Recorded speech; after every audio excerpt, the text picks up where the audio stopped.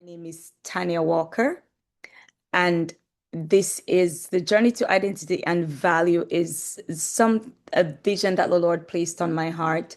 All things relationship, sexual purity, rest that He rested on my heart. So in this space, we generally talk about the topics that are taboo in the church, that people struggle with, homosexuality, like maybe someone who's committed abortion. Like we talk about all things in this space. It's a safe place for everyone who has challenges and struggles. And the Lord has placed people in my life and on my path who are very instrumental. So Mommy Angela and Uncle Homer, who have been here in this space with me for such a long time, and they're very, very experienced in the area of marriage, marital counseling. But the main thing is they are lovers of Jesus Christ. They love the Word of God, and they are very, very, what do you call it, focused on passing on the knowledge that the Lord has given to them. And we have been focusing on marriage for some months now. We've been on the topic of marriage because we realize that a lot of our marriages are struggling. A lot of our marriages are in trouble. And one of the things that has been the biggest thing, well, the ones that I'm familiar with, one of the main things coming out, communication, the way husband and wife speak to each other, and it's causing a lot of problems in our marriages today. But God is kind. He is so loving. He's really loving, and He gives us the right to be angry and sin not.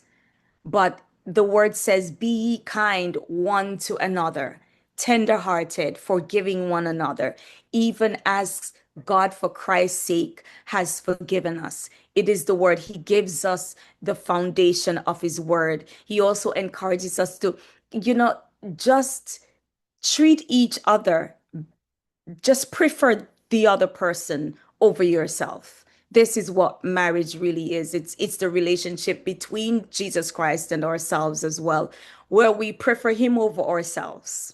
We prefer Him over ourselves. We relinquish control over us and we give ourselves completely to Him. So we're like, whatever you want, Lord, right? So in marriage, it is supposed to be the same thing where you're there to please and take care of the other person above yourself. If you as a wife do that, and if a husband does that, then you both will be satisfied. So tonight we gather together to talk about disappointments and wounds in marriages. And we find that it's so prominent.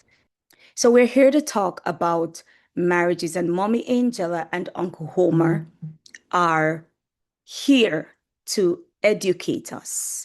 They're here to pour into us what the Lord has laid on their heart. And for those of us who are married, please take notes. For those of us who are single, please take note, right? Because we want to have healthy, wholesome marriages in our churches. So tonight I say, God bless you. And I say, welcome to Mommy Angela and Uncle Homer. Please give them a hearty welcome.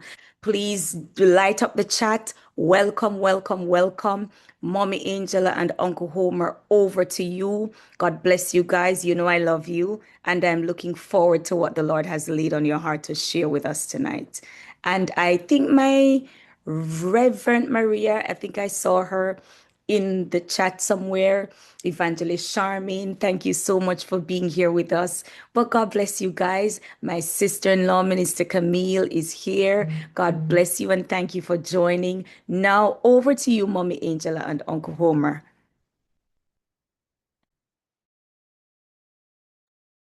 Thank you so much, Tanya.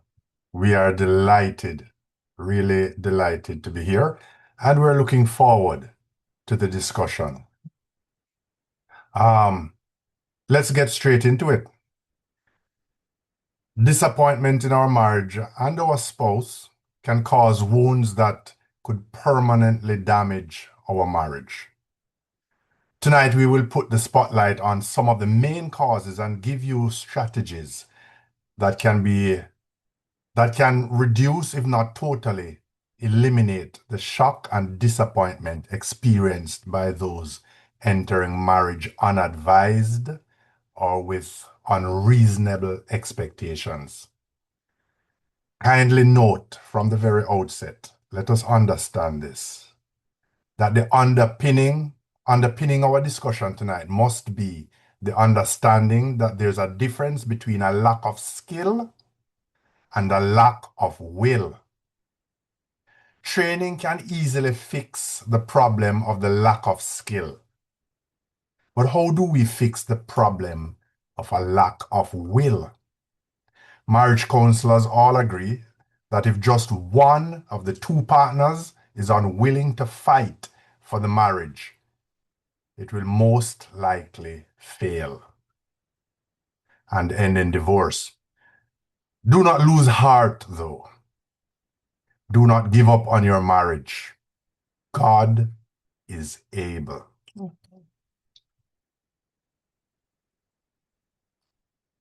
So tonight we're going to take a little different route.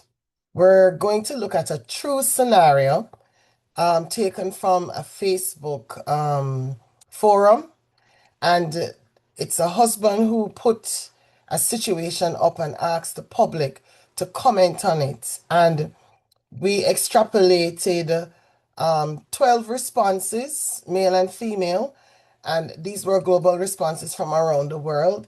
And we took the ones that we thought gave a wide scope, and we're going to ask that as we go through the scenario with you together, I'm going to ask that you get your notepads out and you note along with us the red flags. If you see a red flag, you see an issue, you see something that could develop into a problem or something that is at the root cause of the issue, whatever comes to mind, note it down and hold that thought there on your notepad or put it in the chat if you're not able, if you don't, you're not able to take notes manually.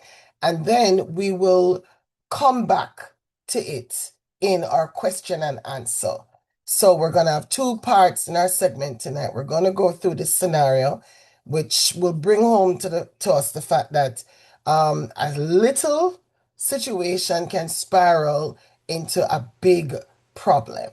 Okay? All right, let's go. So here we have a happy couple, and here is the husband's situation. Can you advise this husband? So we're going to see if we can advise this husband. Very interesting. Listen to this scenario. I need guidance. I would normally ask my friends, but they'd say, your mother told you not to marry your wife. I'm married to a beautiful woman with whom I was once passionately in love. When we were dating, I took her to meet my mother.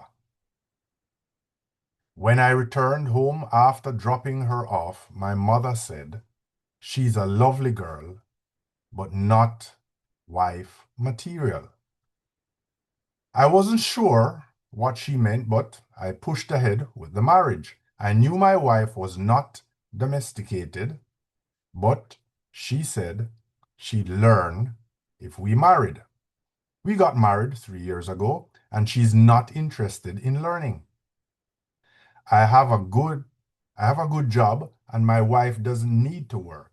She has a part-time job that she does in the mornings. However, when I come home in the evenings, it's always a mess, and she hardly ever cooks. She occasionally buys some nice takeaways, but because I'm a good cook, she often waits until I get home, so I'll do it. I have spoken to my wife about the state of the home, and she says that she'll do better, but she never does. I've concluded that my wife loves the lifestyle I can give her, but not necessarily me. I even have to beg her to iron anything for me. I feel unloved. So, the scenarios. some people, well, let's continue. He continues. Now, I believe in helping out at home, but if my wife only works part-time, I'm not sure why I should come home to an untidy home without food on the fire. And even worse, she doesn't seem interested in doing better. I'm getting fed up with this now, but I don't know how to resolve the situation. It's got to the point where I'm getting fed up. All I think now is that I have a wife who can't cook, won't cook, and isn't interested in tidying the house. And to make things worse, she started saying she wants a baby. I suggested we get counseling from our pastor. She said no. What other options do I have? The first response came from a man. We have 12 responses, male, both from men and women. The first one is from a man, a very interesting scenario. I'm sure you'll agree. The first response. It is interesting how much of the female response to this scenario in this thread either overtly or indirectly criticizes the husband for his expectations, whilst absolving the wife from any blame. If we take the husband's account as factual, the fact that said wife is flaky with her commitment to her word and agreed responsibility, whilst wanting to care for a baby would be a giant red flag. Impartially speaking, judging just by the account. The idea that she would have time to nurse a baby, yet, whilst at home, leave the house untidy and not turn her hand to any domestic chores doesn't make any sense. My first concern, based upon this response, is that is not keeping her word a red flag? The fact that he said that she promised she would do better, and yet she's still not doing better, is a great red flag for me. So point number one, great red flag. You said you would do better, but you're not doing it. Okay. So respondent number 2, if you both work, then get a cleaner and buy cooking support. You want a clean house, but it doesn't have to be her who cleans it, unless you feel that it does, in which case that's a more fundamental conversation. So then it's not just about a clean house, but about gender roles, whose role it is to do the domestic chores. You knew she couldn't do these things when you married her, and you made the cardinal error of thinking you could change someone. You can't. There are some fundamental communication challenges in your relationship too, because what you care about should be what she comes to care about, and vice versa, if you are both there for the right reasons. The fact that this is an issue and one that you haven't been able to communicate effectively to her to get the changes you want tells me you need support in this area. So I'd start there. It's not insurmountable. It depends on what's more important to you, and that's for you to decide. So the question of will versus skill. Updating skills is achievable, but if there's no will, then no will to change, then you cannot change someone's character. That's something they have to decide to do for themselves. Yep, yep. Is it that she can't cook, or is it that she won't cook? And that will make a big difference. If she can't cook, she can learn to cook. But if she won't cook, then that is a whole other problem. Because So, she gave her word. and she did give her word. Yeah. The third response is a male is from a man. When you choose to marry her, you knew what you were getting. The idea of hoping someone will change is simply living in la la land. Two of you should find a way around this, even if it's getting a maid to do all the things your wife doesn't do. So, I hate to say it, your mama was right. You don't need a showpiece trophy. Pray and divorce. um, but sis, she doesn't want counseling. She doesn't want to learn. He should have asked his mom what she meant when she said she's not wife material. This is just crazy. So he's going to stay with her, have a family, and is coming in from work to cook for her and the baby? Nah, she's using him. Like when you get married, the honeymoon period, you can't wait to serve your husband. Goodness, she doesn't even want to iron for him. That's a lot. He didn't pick for the right reasons at all. Every red flag was there, and he just focused on her looks. He ain't enjoying the trophy. So, red flag, red flag, red flag. Call Jesus, leave, and pray hard before doing the same madness again. So, I would like to ask, are these issues divorce worthy? I hope you're taking your notes because We made ours along as we went. yeah, what do you think? Are those Are divorce these worthy are these issues? should should like this person said should they just get divorced? Is this the only answer for this situation? Let's end it. The fifth response from a man, he decided to marry her. He should honor his commitment and love her like Christ loved Of the the church. church. Working through our weaknesses is important in truth and love.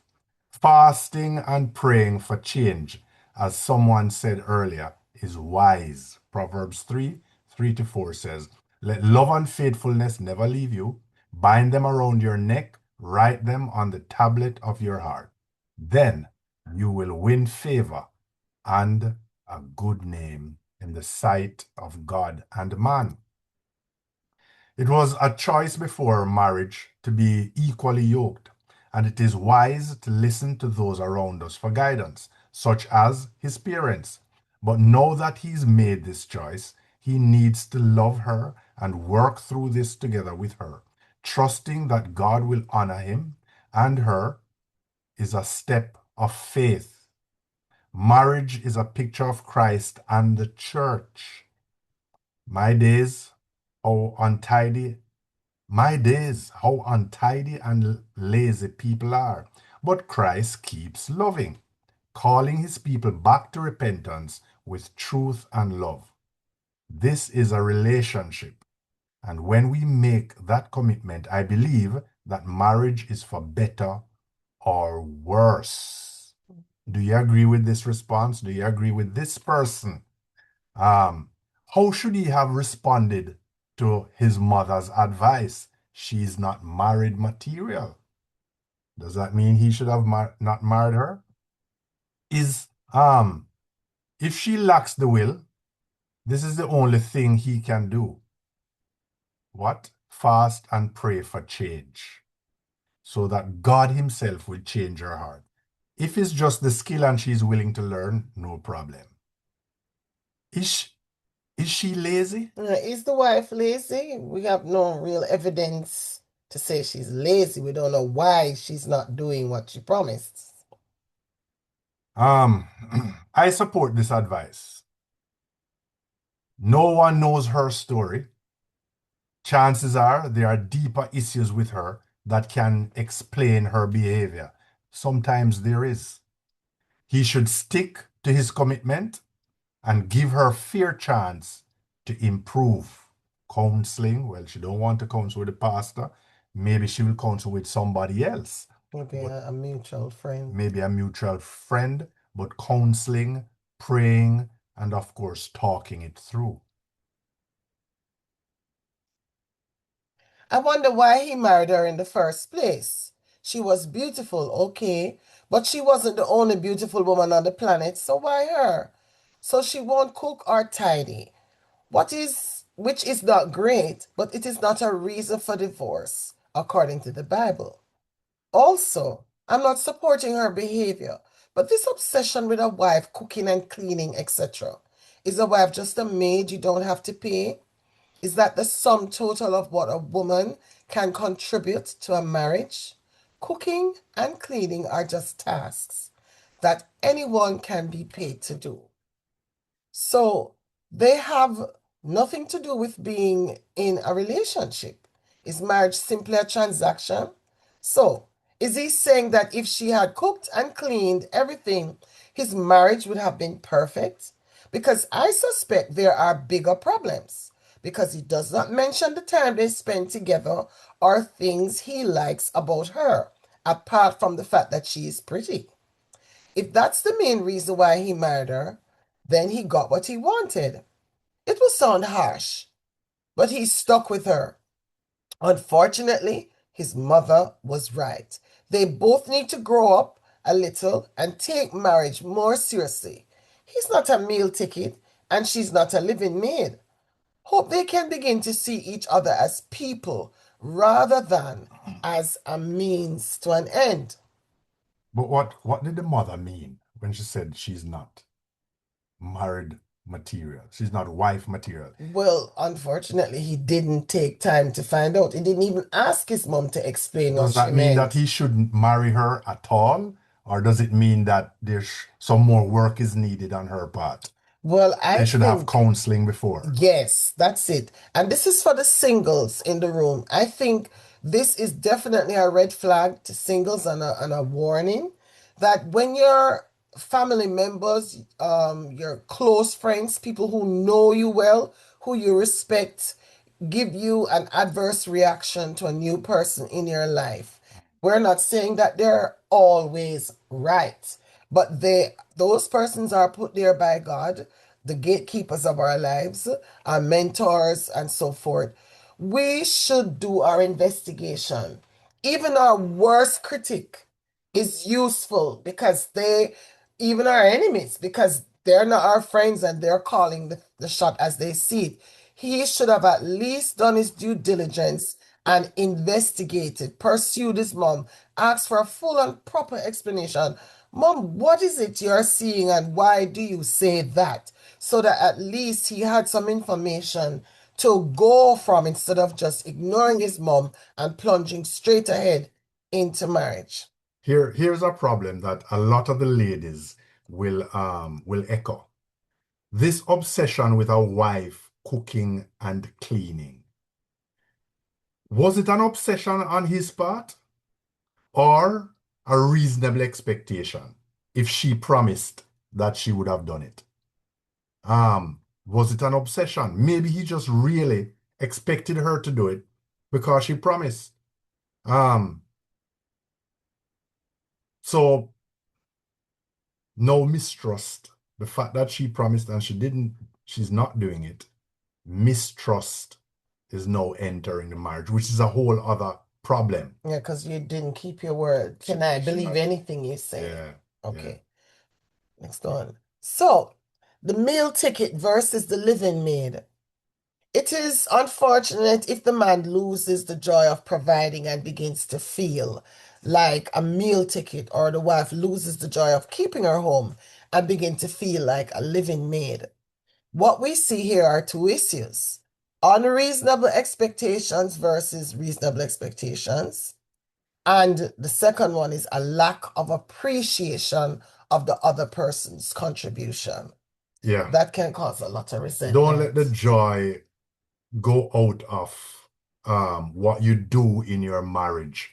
If there's unreasonable expectation or if there's a lack of appreciation, a person could get to the stage where they say, well, listen up.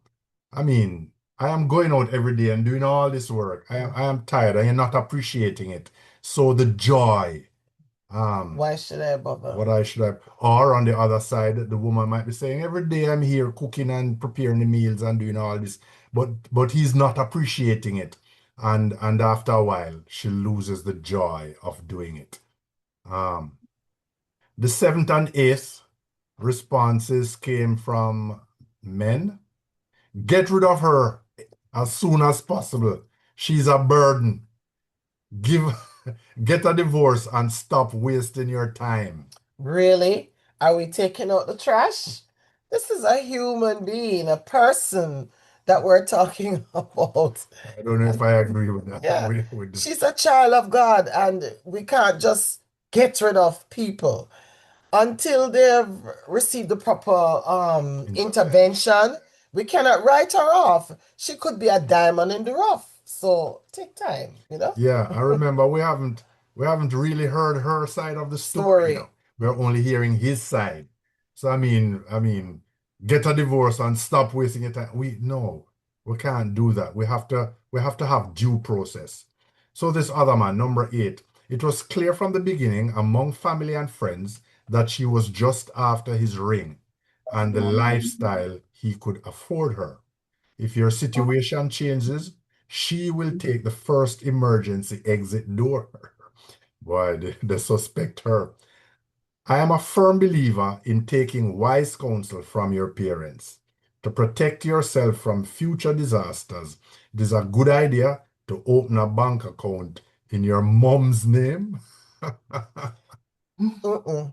For I those, see danger lies ahead. That's bad yeah, advice. yes. For those just joining us, we read a scenario where a man is asking for advice because he's having issues with his wife. He works full time, she works part time in the mornings, but he's coming home to do the cooking.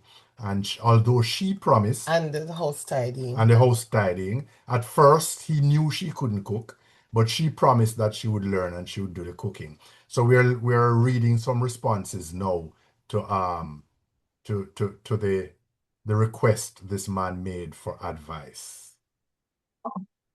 So I'm just saying the whole idea of putting the number eight, if you could go back, he said, to protect yourself from future disasters, it is a good idea to put a bank account in your mom's name.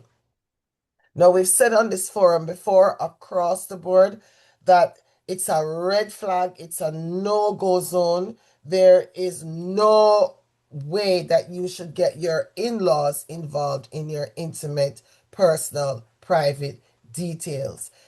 We're not in divorce court yet. We're not separated. The marriage has not gone to that complete breakdown stage where you need to start siphoning out money and it's not two enemies at war here.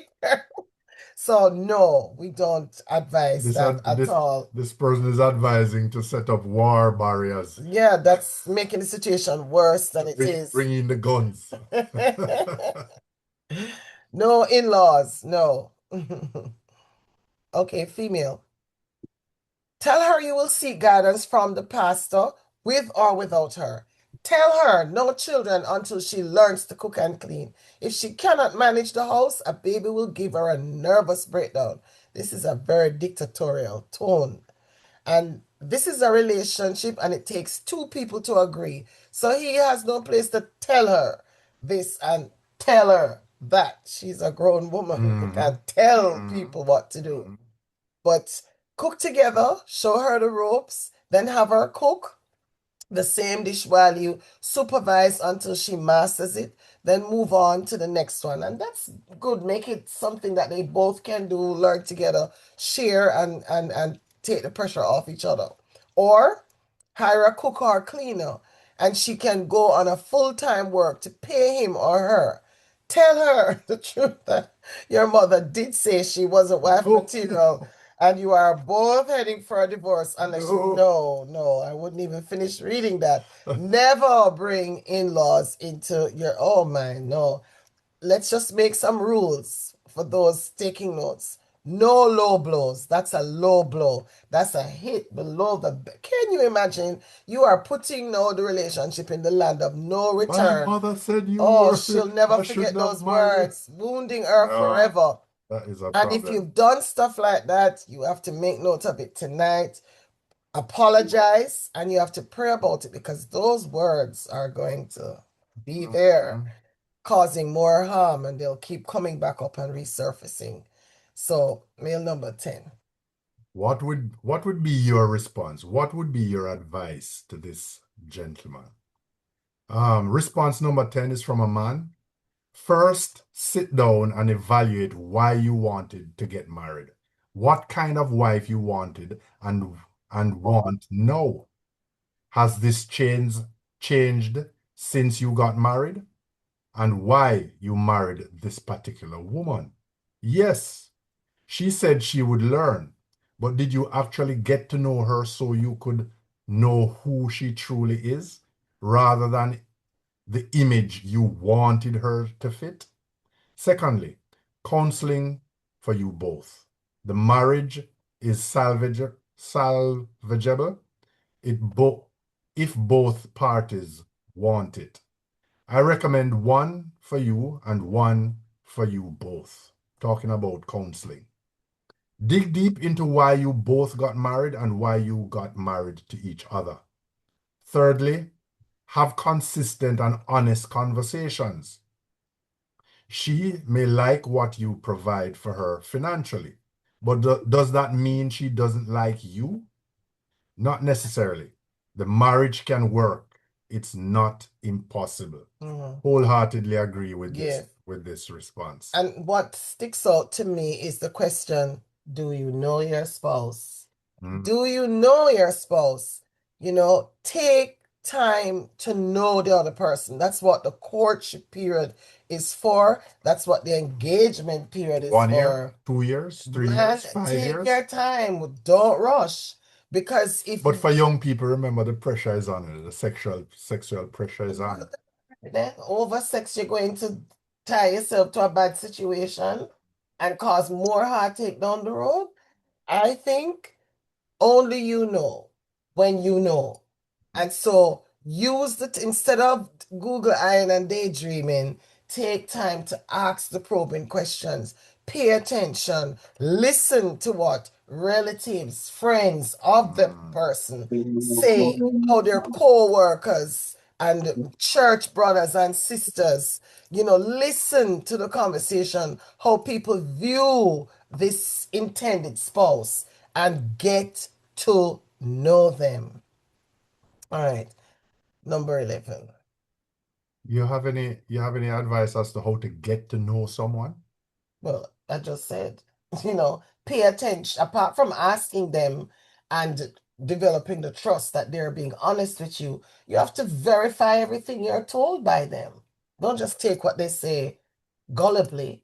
If you remember why I don't know you and I'm looking to marry you. So whatever you tell me, I have to verify it. I have to check it out. I have to do my due diligence. And I mean, we are clever as people. We have our sources. We have ways of finding out and verifying. Friends, family, friend. Yeah, and social media is our friend, I tell you. Because everything people live a clothesline life when they peg out everything that them do for the world to know. So, social media can give you a lot of insight. Even companies do it. When you apply for a job, they go and look at your social media, they troll to see who you really are as a person, and the elders in the person's life will sometimes the elders are very frank. They'll say, you want to marry my son or my grandson? Yeah, I'll because tell you what he's like, remember, we're talking about Christians that would have a pastor, would have a church family, so they have a support system around them. And those are the people that you want to, Get some advice from them as well. Yeah, The elders. yes, and to pay attention to how they are responding to this prospective spouse. Remember, we're talking about disappointments in marriage and how we can avoid these disappointments. Right. So the female, number 11, says, start praying and fasting for her. I agree. The counseling is a good idea. To be honest, she may not become as domesticated as you would like, but she can improve. If she has the will. If she has the will. Also, think about what else you liked about her before marrying her. As in, why was it she and not someone else? Was it friendship, or was it that she encouraged you? You alone know. I hope it wasn't just her looks. You may need to give her some cooking lessons. Huh? If she's willing, yeah, cooking lessons can solve the problem. Um, our 12th and last response from a man. Thank God for the voice of sound reason. Marriage is a covenant with God first and our spouse second. Amen. That's solid biblical advice. In Joshua 9, Joshua made a covenant with the Gibeonites, which became a trap. It was the worst decision he could have made, but God held him to it. Our vows are taken seriously by God because he keeps his word to us. Yes, and we have to remember that we're in a covenant with God first. He's a covenant keeper. Marriage represents the Holy Trinity. It's the only institution on earth that represents that relationship with God. And God give us marriage to model that and to learn how to relate to Him through the husband and wife relationship, where two become one plus God, the Trinity. So, I mean, we have to recognize that God is keeping his end of the bargain. We can't just be willy-nilly about our end. So his mother's advice can't work. No, he's already in. So he has He's to gonna have to see man up and and see see it through. through. Yeah.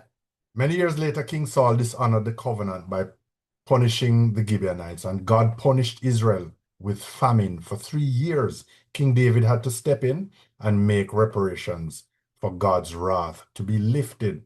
The lesson here is that we should seek God's counsel before entering into covenants, contracts, vows, promises, or commitments, because God holds us accountable once we do so. The reassuring thing is that God is always there to help us through every situation, but we forget Him and run after our desires, albeit foolishly.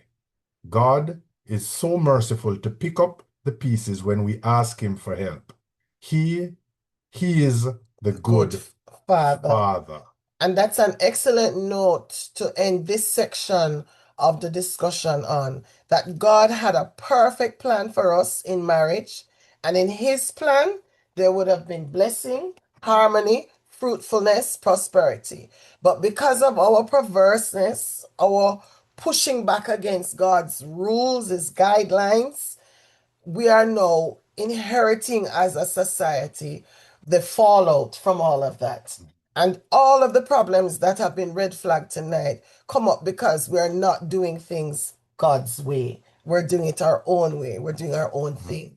And so here we are. Now we're going to break down the issues. We flagged ours as we went along. If there's anybody in the chat I can't see, or anyone who came up with any other issues that we missed or didn't see, we're giving you a chance to comment here before we go into part two.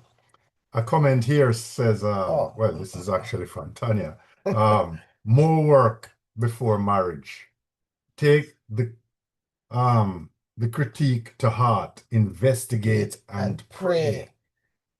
Do you really have that kind of support from the church today? oh, that's a very Very good point. point. Yes. Remember, So, Paul advised Timothy to make sure that the younger women are trained and mentoring the mentored younger. by the Yeah. older women. So very important. What's your take on it? How would you have responded? What do you think he should do? Tanya. Yes. Anybody else? Tanya or anybody else? Well, I mean, I believe that I would take quite a number of them, but especially that last comment that stated that marriage is a covenant, Yes. right? Between you and God. And there's another person, another one of the comments that I said between you and God first, and then the spouse. So I believe that because we overlook the covenantal part of marriage between ourselves and God before we start looking at the issues, the challenges that we have to remember. I believe it's a very important key point for us to remember. This is not just a license that you just throw away and pick up the other one the next. I mean, because I think that society presents that and the world has taken on that picture as well. Wow. So, because we know that it's easy for you to go find somebody else who you might like over here or over there it's easy to move on. Like you can hear some of them, and then the language that was in some of those, tell her, tell her, Mhm. tell her, right? Because it's so important for us to respect each other. Mhm. I think that's something that is very big in our marriages, especially those of us who are from the Caribbean. Mhm. We tend Yeah. to not speak to each other kindly. Yes, we're And very it is harsh very society. ungodly. We are so harsh Mhm. in our way of being to each other as husband and wife. We hurl horrible words at each other, right? And that is one of the reasons why. But my big take is that he didn't take to heart what his mom said.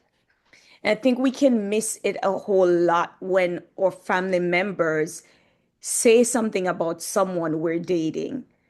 But because we're determined in our own mind to do what we want to do, we just overlook the comment and move on, which is what he did.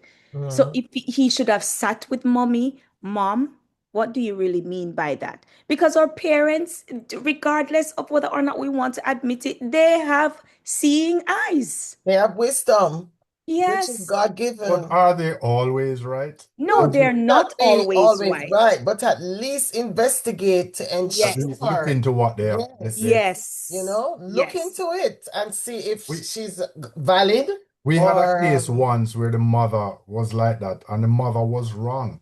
The mother was just controlling and wanted to keep the daughter and not release her to her husband. And Mm, eventually the mother caused the ending of the relationship. so there's And also that flip side so where yes. so parent, so so yeah, yeah, they're not always right, but listen, take to heart what they said, check it out. and at Yeah. least investigate it, check it out, and have some discussions about it if necessary.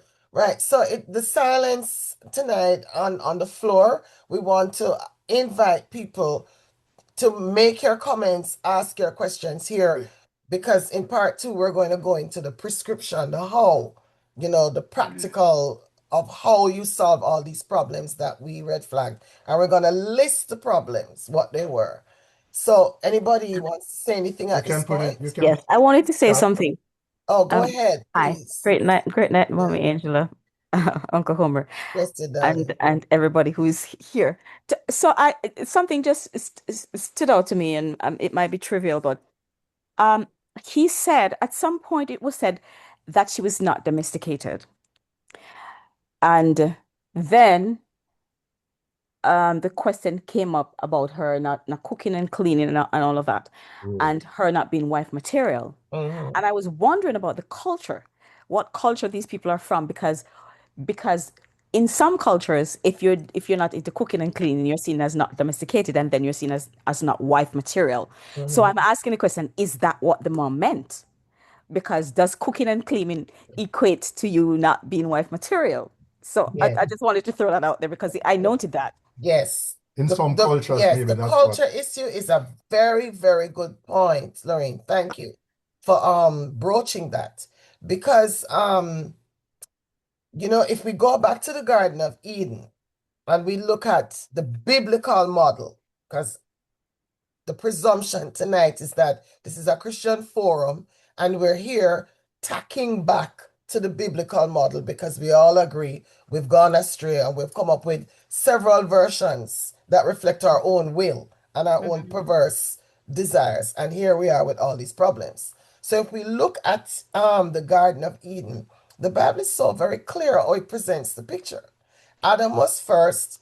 He had the responsibility of the whole garden, and it was a Mhm. bit much. God looked at him and he says, well, you're not managing him, need someone suitable who can Mm, help him. hmm. Yes? And so from Adam's own bone and flesh, he created Eve. Mhm. And he said, Eve, your job is to help him with his job. It's his job, and you're here to be a suitable help for him. The Old English say a help meet, and that Old English word means suitable, right? So it by the very design of, and also, sorry, God says that Adam was lonely.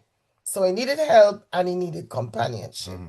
So Eve was an answer to his need for help and his loneliness. So the woman is the answer to the man's problems.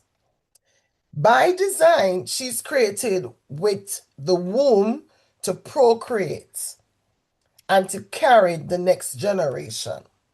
The very fact that it's in her body is weakened and compromised by the gestation period. So it predisposes the man naturally, seeing her in her weakened state, that he has to know, protect her, and provide for her because she's not as strong as she would have been outside of She's carrying and a she's child. carrying a child. Mhm. So he's no protector and provider. So you see the two clear roles. And when the baby is born in its infancy, it depends upon her directly for nurture and for care. So he's going out to provide because it was hunting, gathering, farming, doing all the heavy lifting, as it were. She would stay in the domestic sphere and look after the child and make sure that when he came in, he could get some reprieve, be resuscitated to go back out and do another day's hard work. Why am I breaking it down? Because we forget where we started. We forget what the original plan was. And we've come up with so many variations of how we live and work and have our being today in 2026 that we have muddled the situation and made it quite complicated. It was Yeah. such a simple plan that Yes. God gave us. And so now we have to find a way to see how we can work back to that plan. Bring it back. So we're not saying that a woman is only a domestic creature and she Right. has no other creativity, no other proclivity, no other gift, no other talent. But that's her base natural function by design. And so if we're going to now have an overlapping of these roles, we're going to have to negotiate. Well, the Mm-hmm. baby is big enough now, and I really like planting. I want to come out and help in the farm. Okay, Mm-hmm. I will spend some time looking after the house while you do that. We have to sit down and start to negotiate how we share the roles. Yeah. Because no matter what we do, the Communicate. natural proclivity by design is not going to change. A man is not going to get a womb and a pair of mammary glands to lactate a baby, and vice versa. So there's Mm. a big toss-up today about roles. Yes. And the question we have to answer is, are roles God, community, or individually appointed? Pointed. Um, Mm-hmm. the role of provider, protector, Mm-hmm. um, was that assigned divinely to men, or is it Mm-hmm. something that We women, just came up with. yeah, or is it something Mm-hmm. that community, it evolved as we lived? Mhm. Um, the woman as the Nurture. nurturer and the keeper of the home. Was that invented by man, or was that a design by God? God. We're gonna Yes. have Mm-hmm. to settle that. Now, Yes. as Angel said in the latter part, of course, know that evil is trying to flip that on its head, Oh, that's very important, honey, to where point out. And that's now what changed it. now the woman is forced to go out and be and share the role of provide and protect. Providing. Mm-hmm. Yes. Now the man will have to share some of the role of nurturing and Mm-hmm. keeping the home, because we Mm-hmm. can't expect the woman to come out and be doing that and the man not doing that. But that said, with the sharing, since there's some overlapping, that said, do we totally overthrow one for the other? I No. don't think we can. No. No, no. And it's so important, Homer, when you pointed out that what caused the change was the entrance of evil. Mm-hmm. Here comes Satan riding on his pony, right? When he came onto the scene, he introduced self-interest, Mm-hmm. selfishness, Mm-hmm. and covetousness, a desire for power, God's power. Mm-hmm. And if we don't face those three things squarely and call them what they are, we'll lie to ourselves and we'll keep going round and round and having these endless discussions where we're only digging ourselves into a hole and we get nowhere. The truth is, we have to recognize that the seed of the serpent was planted in the garden and Mm-hmm. it introduced selfishness, self-interest, covetousness for God's power. Mm. Mm-hmm. And that is what has sprung up into this big, huge oak tree of problems that has caused all of these problems between the two roles. Because in the garden, it was all about how can we cooperate to get this done. Yes. To keep the Mm-hmm. garden.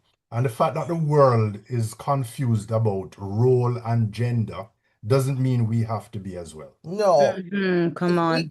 if we stick to the biblical model, it's so clear and so Mm-hmm. simple that Mm-hmm. there's no need to get ourselves all tied up. And we should be trying to get back to the original plan. We need to be returning to We Eden need to be returning to the because that garden. was paradise. Why are we taking on board the ideology of feminism, liberalism, humanism, Mm-hmm. all these human Mm-hmm. ideas that has done nothing but Mm-hmm. wreck our nerves and Mm-hmm. stress us out? Anybody else Anybody else? before we continue? Before we go to part two. Come on, let's hear somebody else in the room. Nobody else has anything to say. Simona. Okay, I'll read that one on my own. Right. But is there no one else who, if anybody, if you have a question, a comment, you can raise your hand and go ahead and say so. I know a lot of us women, especially in the room, see Winsome, you can go ahead and do so. Please chime in, women, men, let us hear what you have to say because we're actually here to help each other. And I know we have some such struggles happening in marriages today. So let's talk. Go ahead, Winsome. I thank you. Good night. Good night. Again, the mother didn't specifically said what it means about being not married material. So we also have to take that into consideration. And it Right. could be a whole heap of different stuff. Mhm, Mm-hmm. mhm, mhm, mhm. Yeah, it could mean she's not ready yet, or it could mean run. Yeah, yes, yeah, But truly. in this case, if she has the will to do better and to keep her word, Mhm. there is hope. But if she's not into this for better or for worse, she just into it for selfish reasons, then there's gonna be a problem. If she just want to stay home and relax and be lazy, Mm. then there's gonna be a problem. Only God can change that, and that's prayer and fasting. Well, Mm-hmm. And my, my as, second, go go ahead, ahead. Winsome. My second concern is that the unwillingness to meet with the pastor or go to counseling. Yeah, that What, is a red flag. Thank you for raising yeah. that.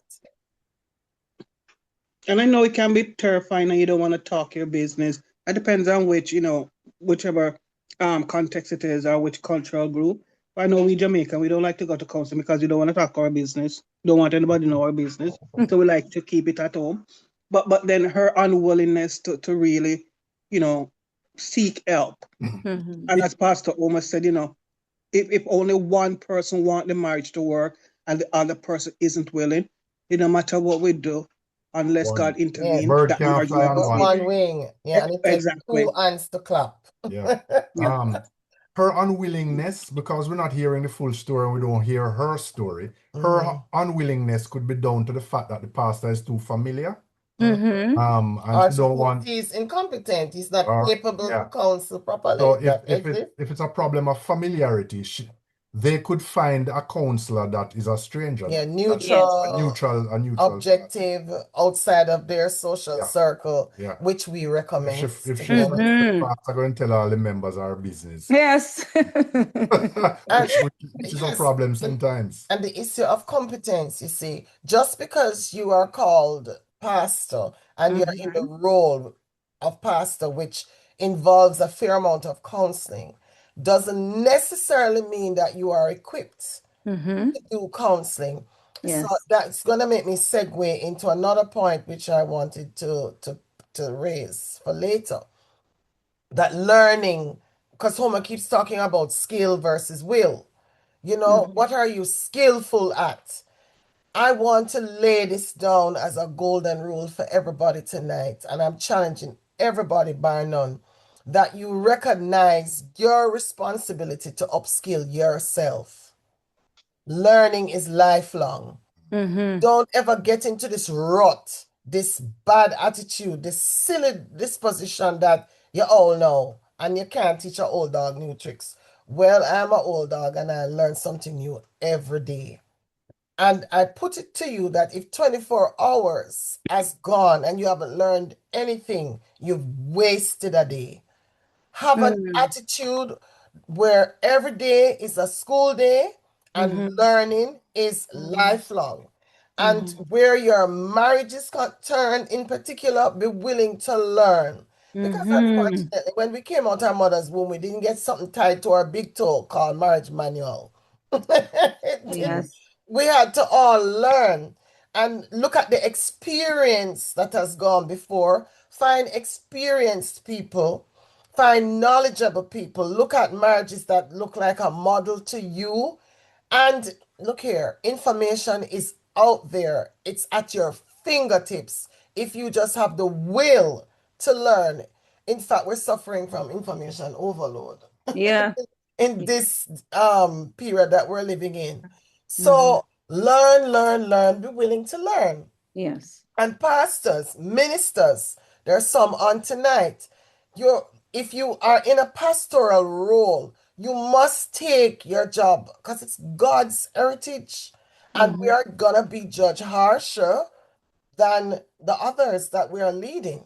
God's going to ask you to give account, not just for your life, which is enough for me, but other people's lives that you have spoken into. And you may inadvertently be spiritually abusing the sheep by virtue of Mm-hmm. your ignorance and your incompetence. Because Mm-hmm. abuse can be neglect, Yes. you know? Abuse can be overstepping your boundaries. Abuse can be ill advising them Mm-hmm. because you just don't know what you're talking about. And so, if you don't know, we had a very good pastor in Jamaica before we migrated to the UK who went and trained in counseling because he had a young church, lot of young marriages, and he realized he needed to know what he was doing. And he went and put himself through the course and did counseling, and he counseled us. And some of the principles that we're passing on to you, we were taught in that early stage of Mm-hmm. premarital Wow. and early stage of marital counseling. So be willing to learn. Tanya, Mm-hmm.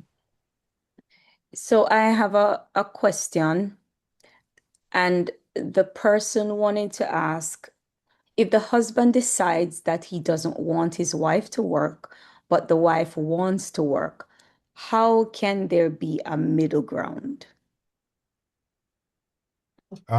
There's always a middle ground. mm-hmm, Um, because you can decide for her. yes, he can't decide for her. She can't decide for him.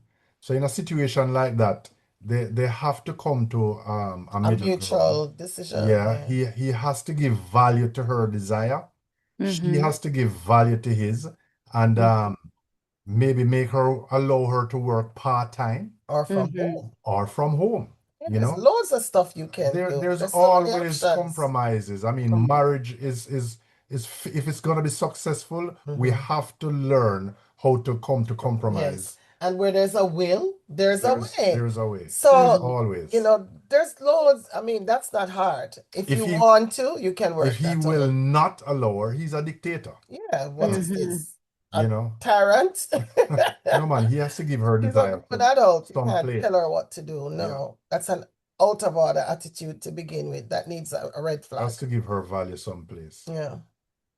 Yes, because I mean, at the end of the day, we are not just objects of domestic, Demand, desire. like it's so important for because as a husband though, you also give room to your wife to be who Who God she has called Yes, her to yes. be, And for her right? to And develop. her Yeah. interests, you Mhm. have to pay attention to her interests. You have to give her interest, space, and room in the marriage to be developed, to grow, to shine.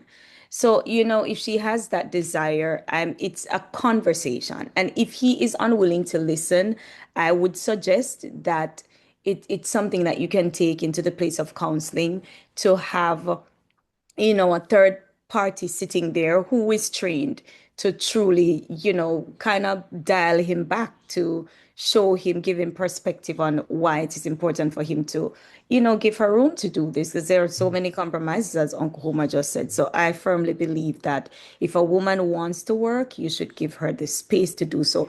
Though some men are they're just firm believers they take their role as provider very Mhm. seriously, and it makes them feel like less of a man if they see their wife going out there to work along with them to provide in the. He's like, no, you're not supposed to do that. That's my role. So there's some men who really take that role as provider seriously. And it's not that they're dictators. It's Mhm. just that they honestly, truly come in alignment with what God says. Yeah, and God bless them for it, Yeah. Tanya. But if she still has a need, let's say Hmm. she's entrepreneurial, and that's Hmm. a real gift with She might her. be gifted. Yes. Yes, she can consider, as I say, a home business or a part-time Hmm. Hmm. job in Hmm. something that her interest takes her to. There's so many ways of working that out. I know one situation where the business is built on at the back of the home, separate entrance, and the wife can organize her time and space between shutting down working hours and then Hmm. coming into the home. Yes.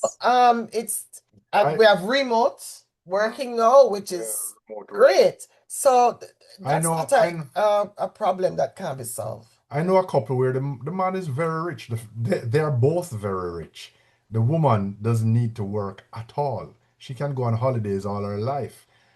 But she finds value in feeling as if, she It's is contributing to the contributing Contributing. and she's active and she's doing something because the kids are now grown up and there's no kids for her to stay home with. And Hmm. she goes out and work. She doesn't need to. Hmm. right. Marion. Marian. Go ahead, Marian. Good night, Good each and night. everyone. Good My night. question is pertaining to the question that just asked. What if the husband does not want you to work, but still yet he's working all the way and still doesn't have any time for the family? Mm. That's not a good balance. So that's a Hmm. question of work-life balance now. If what it takes for him to provide properly or adequately means that he has to put in so many hours that he's missing out on family time, that's a deficit that is not justifiable. And it Hmm. means that they're going to sit down again, look at it and say, look, just providing financially is not good enough. You are also the spiritual head of the home as the husband. You are Hmm. also my emotional support. I need you here. I need you here to help me with parenting and discipline of the Hmm. children. So Hmm. you need to be in the children's lives. I need you in my life. So Hmm. he's going to have to try and double back on those hours or find a way to reorganize his work because sometimes we work very inefficiently. Hmm. Look at his work seriously. Is there any way where I can finish up and be home by X time? You know what I mean? And Hmm. later, when we look at the practical things to do, we're going to discuss some of those very practical things, how to manage our time so that the Hmm. family is not, everyone's getting what they need because of how the time is managed and things are scheduled in the home. It may mean also that even though he's doing all of that, the money's just not enough and he has to reduce Yes. the hours. That's a So Hmm. she may have to say, well, if you cut back on some of your hours, I can find something to do that will what's the word? Substitute. Substitute, subsidize, sorry, Subsidize. that's the Yeah. word, Hmm. subsidize your income. And it may be some kind of business, buying and selling something online, or I do a craft thing at home. I'm really good and artsy and crafty, or I'm a painter, whatever. I can bake and sell something that she can do in the domestic sphere that can bring in added income so that he doesn't have to be killing himself with all the bills through And his can job be present for the and be family. present for the family. But Is that okay, I would Arlene? appreciate, I would appreciate the woman wanting to contribute. because the scenario we just read and spoke about, she seems quite happy to just stay home and do nothing. Yes. So if she's willing to go to help, then that's a good thing, and she should be allowed to. Yes. All right. Next question or comment. All right, do we go to part 2 now? Well, we're going once, going twice. Okay. Okay. Minerva, big red flag, because it seems like he's going around talking a lot, talking to a lot of people about his wife. Um, For a for a man for a of man of God, he's not on the right path, and it sounds like his friends are not godly either. Are we talking about the scenario? yes, because some of the advice was, oh, And the fact that he had it on a public forum. Yes. heard about that. Putting your business out there. But it sounds to me, as one of the respondents said, you have other problems to deal with. And one of them we think is communication, which in part 2 we're going to address. So Tanya, whenever you're ready, we'll shift to the second part. Yes, you may go ahead and shift to the All right. second part now. Thank you. So now we're going to focus on what the real issues are, you know. And so we did some research and we came up with a top 10 list of myths of marriage.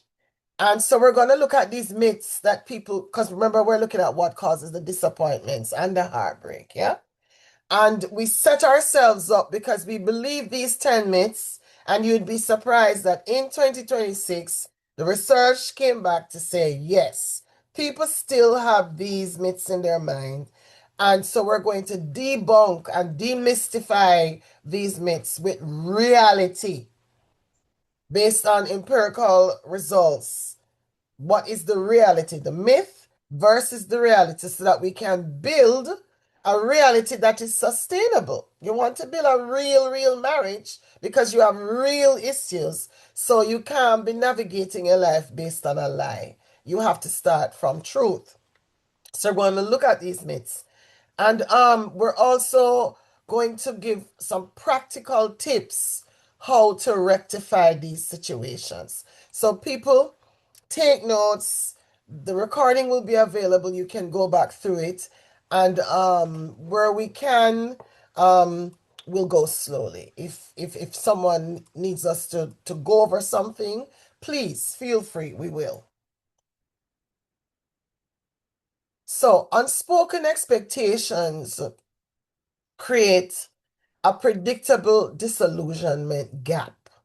So part of the disappointment that we experience, it's and the hurt and the brokenheartedness is because expectation is over here on the left. There's this big gap between what we expect and reality on the right. And so in that gap, we're just disillusioned. The man sounded very disillusioned to me, to the point where he has to go onto Facebook because he just doesn't know what to do. And he's nursing his expectation to his breast. He feels, boy, this is what I believe. And she said, and the reality is, my life is nothing like what I expected. Oh, woe is me. Okay? So entering marriage with idealized expectations often leads to significant disillusionment. When reality clashes with unspoken or unrealistic assumptions, couples experience distinct, predictable areas of disappointment. So the takeaway is reality does not mean failure. It marks the transition from effortless magic, to intentional, deliberate work. Marriage is not effortless, it's not magic. You have to be It's not. intentional and very deliberate and put the work in. Put the work And in. just because you have to work at something doesn't mean it's less romantic, it's less exciting, because it's a journey.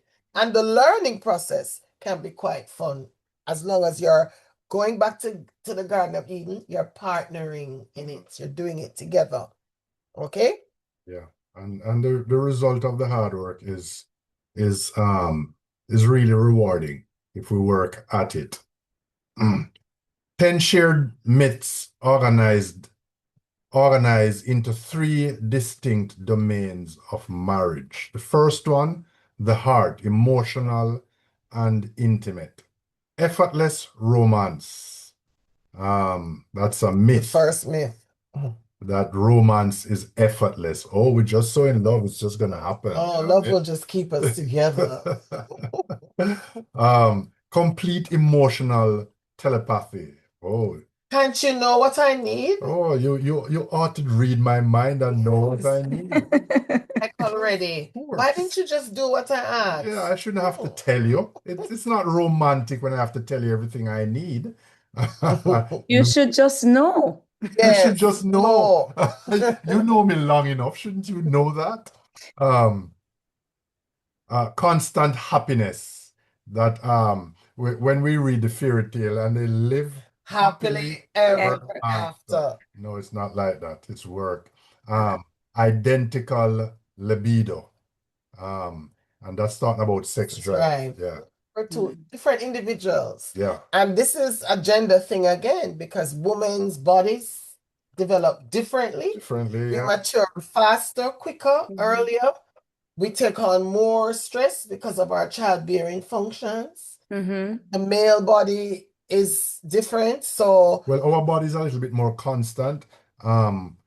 The woman's body has cycles and Changes, more, yeah. yeah, more dramatic yeah. changes Mm-hmm. in the developmental And cycle. the man has to be aware of that Mm-hmm. and be considerate Mm-hmm.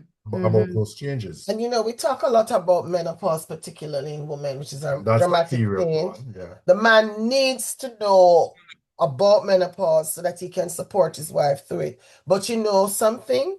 And it's in the last 10 years that I have come to realize this.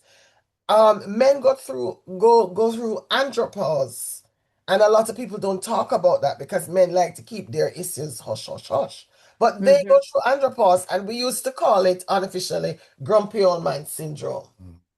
Or we say, oh, he's behaving like a 16-year-old again. What's the matter with him? He's going through that phase where middle-aged Keep men, him young. yes, they buy the sports car and doing all these crazy things that at his age, what is he doing?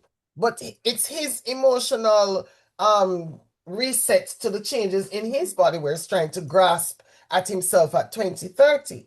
So the libido is one of them where a lot of 50-year-old men, for example, they just all automatically they want so much physical intimacy. It's like they're trying to prove It could be a themselves fear that they're about to about to lose lose it, it. so they want to prove that they still have it. So all of these Mm-hmm. things you have to be aware of in terms of where you are and your sex drive. Knowledge is power. Power. To know is half the battle. Mm-hmm. That's what we're trying to do now, So we're going to know to some of these. look at the heart in detail, as I said, Yeah. and the home. The home, and these myths deal with logistical and daily issues. Radical partner transformation. No. What you see is what you get. The person you dated is the person that's going to be in the marriage. There's not going to be any radical transformation. Flawless financial alignment. You have to plan how you bring the two finances Part of together. one of the big fives that causes divorce is financial issues. Finances, yes. Equal domestic duties. Oh, he's gonna be great in the house, is he? And it's not He's gonna always be going great to in be the house. equal. I would say, instead of equal domestic duties, which is the myth, it would be more what we call reasonable. Mm-hmm. How every couple shares up the domestics is going to be different, Yes. No two homes are the same. The horizon, external and future. Seamless in-law integration. No, in-laws is another one of the big five. Conflict-free coexistence. What a myth. As long We as never you're two quarrel. different people, Lie. you're We going to never have disagreements. Well, you're not married then, man. You're married to a robot. or a tree. It just talk to and it doesn't talk back. Unified parenting horizons. So You have to plan for children, plan how you're going to parent. So let's get into the details. So the first one, the heart, the effortless romance, complete emotional telepathy, constant happiness, and identical libido. Passion remains intense. This is a myth. Passion remains intense and spontaneous forever. The reality, daily routine, stress, and fatigue dampen spontaneity. Keeping love alive requires conscious, deliberate, hard work and planning. The next myth, talking about telepathy. Soulmate instinctively knows what you need without being asked. That's the myth. No. No one can read minds. Expecting guessing leads to resentment. Clear communication is vital. For the men on here, that goes for you as well.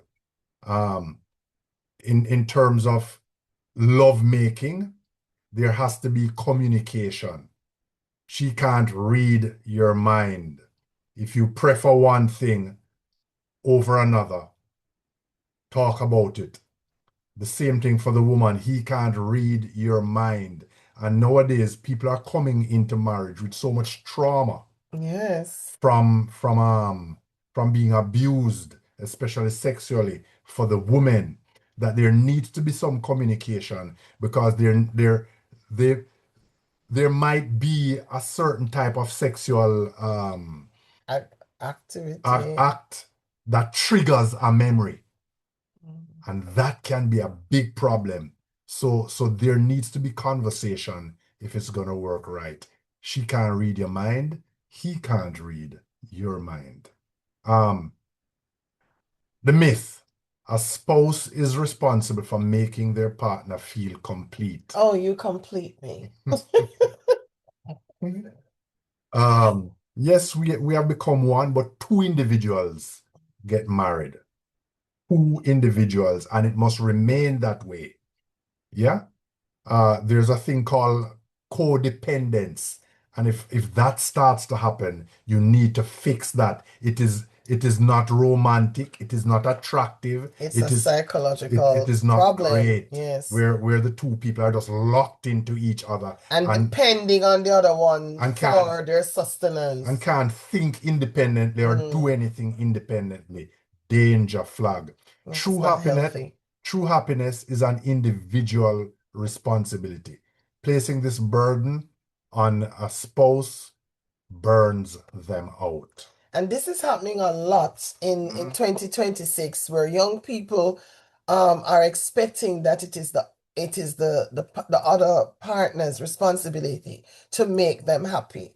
And especially in our Caribbean society, in the North American society, in the Americas, and in Western society on the main, what we see happening is that women expect that the man is a walking wallet. It's you are there to buy me this, buy me that, provide this, provide that, sort this out for me, sort that out for me. Give me all the things that will make me happy. Things don't make us happy. And happiness is not an objective of marriage. What we should be pursuing is not happiness, but we should be pursuing peace and joy, because those things are deep rooted and stabilizing in our lives, and they keep us for the long haul. Happiness is just flitting and Joy. it's just something that is on the external. You want deep rooted joy that can take you through. You want peace that can keep you through. Happiness is just based on what is happening on the outside. Yeah. So if it's raining, I'm sad. If external. it's sunny, then I'm happy. No. It depends on what's happening externally, but joy is an internal thing. And that is why, as believers, scripture always talk about joy, not happiness. Yeah. So the final one in this first, in the heart and emotional and intimate section of the myth is Intimacy is always frequent, passionate, and mutually desired. No, no, no, no, no. Mismatched desires are incredibly common. Physical intimacy naturally fluctuates with stress, hormonal shifts, and aging. To to believe that both are going to be ready at the same time all the time, No. no. That's just unreasonable. Yeah. And talking about responsibility as you go to the next slide, honey, we need to take responsibility for our health and our vitality, our well-being. So your vitamins, your exercise, your diet, those are things that as a couple you should always be discussing with each other and try to do things in concert of each other.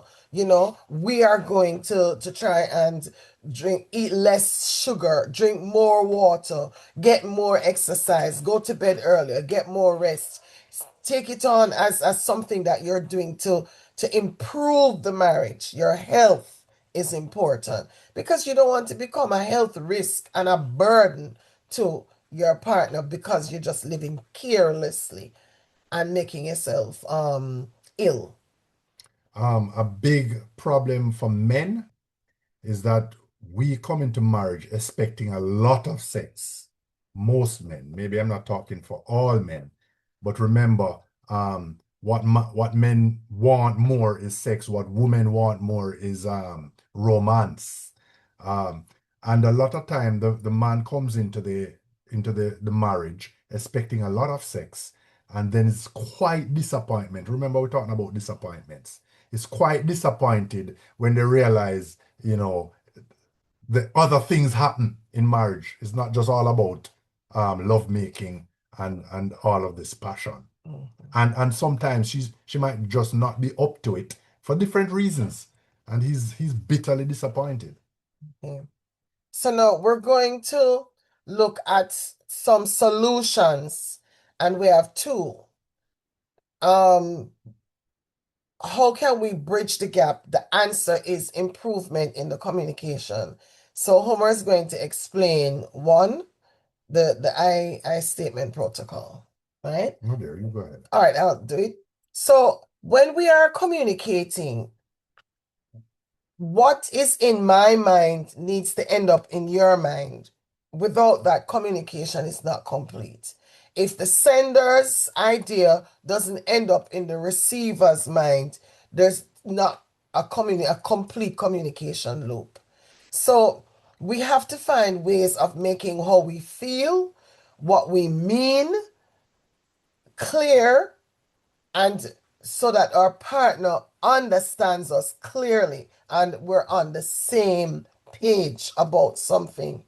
Now, if you model the communication process with a lot of emotion, it makes it harder. So the I statement is one thing that the experts have identified. Instead of pointing at the partner and making them the problem when you're communicating, and you always, and you never, and already you are defeating the purpose. You're throwing a lot of baggage into the way. You're what I would say, blocking up the communication channel with all of this because you're putting your partner on the back foot. You're attacking, so they're now defensive. So to avoid that, the formula is I statements. You have something to say, you feel a particular way. And remember, especially to the ladies, how you feel is real to you, but it may not be the truth. It may not be reality. It's how you feel. Feelings are real, but they're not necessarily reality. When you take the time to communicate and trash things out, you may realize, well, I felt like that, but the truth is really that's a misunderstanding, right? So you have to be humble when you're expressing your feelings. Don't attack your partner. So we are a team here, and the issue is always there. Don't allow the issue to come between us and separate us. right? So I feel that when so and so and so happens because of whatever. So I feel overwhelmed when the dishes pile up because it shortens my evening rest. That's a genuine thing that you have said. You have expressed it. You're very clear, but you're not saying when you leave the dishes pile up in the sink, it shortens my evening rest. And I feel like you are doing it purposely because you don't respect me. You have made your partner the problem. So I statement that's a protocol than you. Right. Now the speaker listener technique. This is another one. Step one. The speaker holds the floor and talks. So I am speaking now. What is your role? I Listen. Listen. Two donkey cannot bray one time, my grandmother used to say.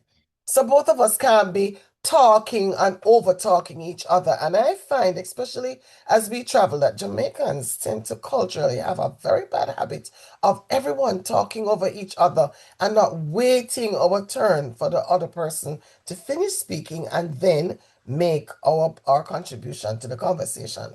Very bad habit. Poor because we're missing out important information. Communication in the body, tone, and what is actually said. You're missing it because you're not listening while the person is talking. Listen.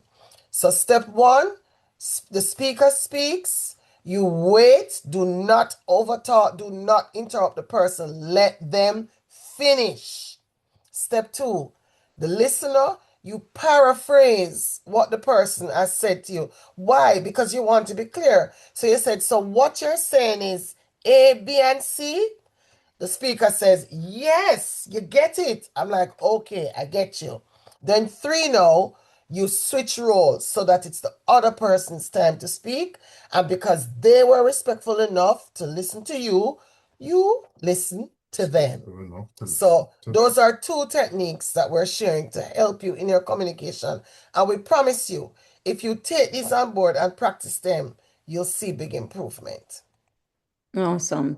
Those are really good points, Mommy Angela. And I always say because it's something that I find myself doing as well. I believe I do it sometimes even in communication with my daughter, where I don't allow her to finish completely what she's saying Oh, kids love before I respond. So I find that it's a cultural thing, right? it. It is. But also that we listen to understand and not just listen to respond. Respond. Because a Yeah. lot of us listen to respond and not to understand because we are so desperate to get our point across or need to be right or need for our point to be right that we're not really listening to each other. So I really appreciate that point.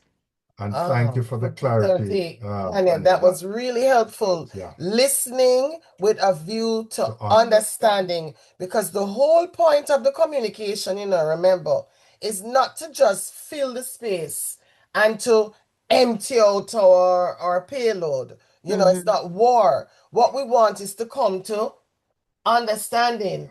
We want to be able to fix a problem, Yes. make an adjustment or whatever needs to happen. So we need that information. We want to move forward, right?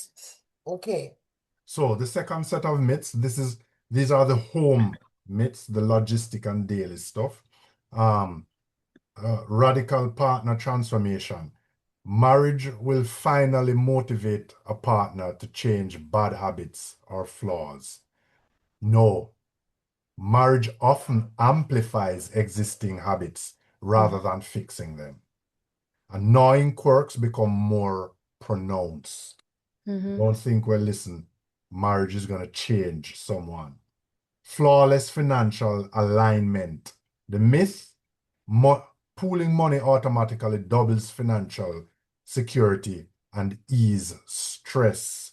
Not necessarily. The whole money thing and how we handle money, how we account for it, how we save, these have to be discussed and planned. Differing views on spending, saving, and debt cause massive friction. Hidden habits surface quickly. And it's the little hidden habits that often cause the problem with the money. Where that coffee habit. Well, the man wants to buy his gadgets and he doesn't want you to tell him no. But when it's time for you to buy your makeup, you have a problem. No, we can't Mhm, afford it. mhm, And these are things that are real in marriages. Mm-hmm. But you just go spend your money and buy your gadgets. But why can't I do my hair? mhm, Why can't I do my mhm. nails? Why can't I buy my makeup? Real You situations. just change your car. I'm still driving my banger from 19 when. You know. Mm. So Yeah, we tend to spend on what we think is important to us and Mm-hmm. problem. The third one, equal domestic duties. The myth, domestic duties naturally and fairly divide themselves up. No. Household labor often feels unbalanced. Mm-hmm. Arguments stem from differing standards of Mm-hmm. cleanliness and unspoken mental loads. and Yes. different standards of cleanliness is a real one. A quick joke: my children had their chores growing up, and I would come and inspect if they'd done what they're to do. And my son's answer, I said, Doran, have you done your chores? Yes, mother, but I don't know if it's up to your standards. Mm-hmm. So, Quite often it's not. Because what they call clean, a clean room is different to what we think is a clean room. so we all of that has to be discussed. What is the standard that we're working to here? Mm-hmm. And go easy on each other. So, financial alignment, structuring autonomy within shared goals. Now, the yours, mine, our structure in previous sessions, we've alluded to this tonight. We have graphically laid it out. And we really suggest that this is a good model. We've used it and it's kept us out of bother. So, here you see all the buckets, right? Yours, your personal check-in for free, for guilt-free personal spending with zero oversight. So what your disposable income is, you can freely use that without any guilt. And the same thing, your partner's personal check-in gives them their independence to spend on their hobbies and do what they want as well. But Mm-hmm. before that, we have to sit down and work on the family budget, which is the part in the middle, ours. What Mm-hmm. does it really financially cost us to run this home? What are the overheads? What are the utilities? What are the bills? What are our hobbies, vacation? All of the things. Anything that we spend on as a unit, put it down in that budget and account for it. And let's say it costs $100 for argument's sake, okay? So you now have to say, well, depending on how much money I have in terms of my income and how much money you have in terms of your income, each couple will decide how that is split. Is it 60-40, 50-50, 75, whatever, 80-20, whatever. You have to decide. But once you have decided that, the joint pot is what runs the family, and the rest of your money belongs to you. You do as you like with it. No one's telling you what to do. Mm. Now, to have this money meeting, sometimes it can get heated. So one suggestion is that you can meet outside the home to lower the tension, go out for a coffee, find a nice cafe with a private booth where you can snuggle in, get your laptop out and sit down and do it, or in a nice park setting or something, and review the budget and celebrate the wins before you start addressing the overages. So, oh, we were on target with this, we managed to save that, whatever. And financial trajectory. You know, you can't live your life and you don't have a plan. So sit down and plan in a year what we want to do, in 5 years what we want to do, 20 years into retirement, how do we get there? And whatever dreams and aspirations you have to address them realistically around your budget and how your savings plan will get you to that. If you have to take Mm-hmm. out a loan, is it something that you want? Is it going to put us under too much trouble? Whatever. So balancing the domestic ecosystem and distributing the mental load. And the fair play method is one where we come up with a concept, then we plan and we execute. And the golden rule to keep this going is that one partner owns the entire cycle of a specific task. And this eliminates the need for the other one being a nag or a manager. So let's say we agree that I cook, Homer washes up. Okay, and that's actually our Don't intervene arrangement. in my mind. When I'm in the kitchen, leave me alone. Don't come into my space and tell me what to do. That's my thing. I have conceived the meal. I have planned it. I'm executing it. That's my zone. Don't come manage my washing up. Leave him to it. Leave me to it. So that we're not nagging and stressing each other. And then Yeah. how do we keep on top of schedules? How do we manage our time? And there's three that we have here: the toady, the cozy, and the to-doist. Now, some of you may be affair with these apps already. We use Todoist, and whichever one that you use, Tony tends to gamify deep cleaning tasks, so it makes it kind of like a game, and it gives you points and incentives. Or you can use the Cozy, where you have a shared family calendar for appointments. Your shopping list is on there, so if you're out and about, it's on your phone. You can know what's missing from the shopping list and what you need to buy. And you have digital tech lists with the to-do-list each day. Everybody knows what they're supposed to get through and get done, especially when children come and there are more schedules, more activities, more things organized. You don't have to go techie. You can just make it physical. Use a chalkboard, use a whiteboard, use a vision board, use post-its, whatever system you come up with, stick to it and make adjustments that make sense. And the weekly sync, it's where you want to keep in touch with each other because you have your schedule, I have mine.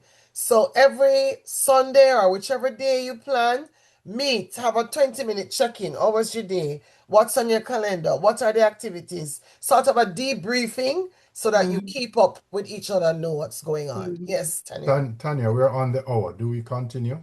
I think, I mean, we could probably wrap up here, since we're on the hour, and I know that it's very late for you guys as well over there in England. All right, Now, the thing, we just have three more slides.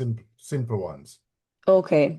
So what I wanted to, I really appreciate that uh slide that you just went through, because I believe that as especially in Caribbean folks, I know that this is not generally a part of our setup, the planning, right? And the role descriptions or the responsibilities being handed out. So we end up arguing and fighting Over because we silly have things these roles that have not been defined and no plan.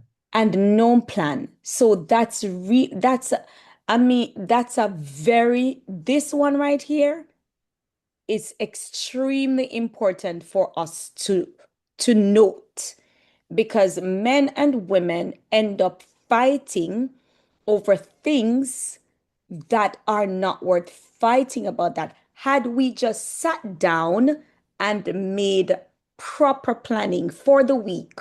Hubby, you're doing what are you doing? What are you taking care of this week? Honey, I mean wife, what are you doing this week? What do we have with the kids? Plan for every day, right? Because this is something I'm taking note of because it's extremely important. I realize that it's one of the things that's very missing from this scenario of marriage in a lot of our marriages, especially as what do you call it, as Caribbean folks. It's barely a part of us, and based on whoever counseled you and the environment you grew up in, it's something where we grew up seeing our mothers do everything, all of the domestic work. Balance. Mommy did it, right? And unless mom was not feeling well, then dad would cook, right? But it's that's what she, but then there was no argument though. because But the usually roles the were woman just defined. suffered in silence, Yes, overworked and but then tired I'm and died saying prematurely. yes, it's some of it's what can happen as well, but they did not argue about that because the roles were defined. Mhm. So I'm like, when you define roles, Yeah. Yeah. it lessens arguments. Yeah, and takes the pressure and stress off. Yes, yes. Mhm. And to believe that it's gonna fall in naturally It, is a Is that myth. myth? it's Yeah. You really a have to myth. define it and plan it. Um, Yes. Suzette. Good night, Well, everyone. Good night. I'm excited to see you all. hey, Um, Suzette. so glad I Lovely. catch it. I was on the road actually, but I couldn't miss it. Um, I was listening to I'm not too sure her name, but the lady that just spoke, probably the Tanya. host. Tanya. She mentioned something that is very, very important, and is that I realized that back then, and it actually flows over into now, is Mhm. that a wife role used to be to wash, cook, clean, and all of that. And the man would go out, provide, and take in, you know, food and so forth. He Mhm. pays the bills and so forth. But we're living a different time now Mhm. where both person work. Mhm. So the problem is when both persons work, husband and wife work, but the wife is still expected to do Mhm. her duties. Mhm. It is happening in many homes where she's so tired, Mhm. Mm-hmm. because the man, he comes home and he relaxes because, hey, I'm the man, Mhm. but you forget both of you are done working. So it is too much on the woman. So I really highlight, I take away tonight that part of it where we both can assume, our roles in terms of you gave the description as to, you know, your husband wash the dishes, you cook, and both of us work together. So we tired together, we rest together, That's you Yes. know. right. Because We later again, you will speak of your rights as a man. So we Mm. need to do it together, continue to do it together. I love it. It's been good. we Thank you so we much for we did inviting. mention it earlier. Maybe it hadn't come on yet, Mm. but we did mention that if the woman is expected to share the role of the man in going out and Hmm. working and providing, Hmm. It's then it's only fair. reasonable, it's Mm-hmm. only fair that the man Right. shares some of her Mm. Exactly. Right. And you responsibilities at sit down home and Right. work it out. and work it Yeah. out Right. reasonably. Mm-hmm. Right. So true. Thank you again. Thank you, Suzette.